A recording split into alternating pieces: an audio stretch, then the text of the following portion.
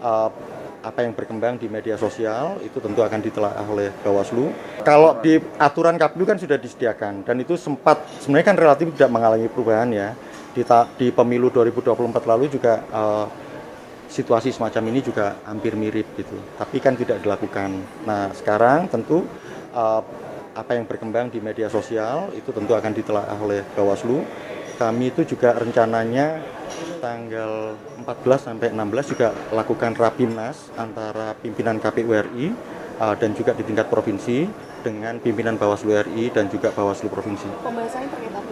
Banyak hal. Kan ini kan di perkembangan pelaksanaan pilkada kan banyak juga muncul rekomendasi-rekomendasi dari Bawaslu kan yang kemudian kami tindak lanjuti dalam bentuk telaah hukum ataupun dalam bentuk pembatalan atau tindakan-tindakan administrasi. Nah, ini tentu dengan durasi waktu yang sangat ketat, sudah mepet dengan tenggat waktu, kami tentu harus fokus untuk memperkuat koordinasi kami dengan Bawaslu.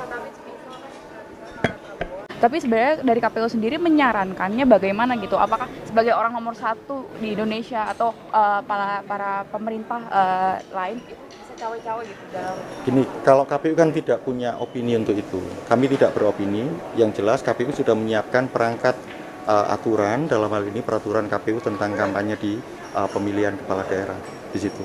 Dan saya kira semua orang juga akan mematuhi proses itu. Mas, tapi artinya pihak KPU tidak kemudian mengingatkan Bawaslu, ini loh ada begini, tolong dievaluasi, boleh apa enggak?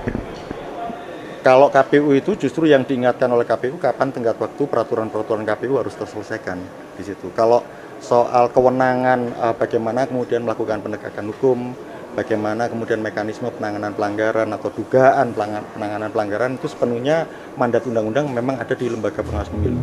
Yang tepat untuk Jawa Tengah adalah Komisaris Jenderal Polisi Ahmad Lutfi, seorang yang telah bertugas dan mengabdi Jawa Tengah cukup lama.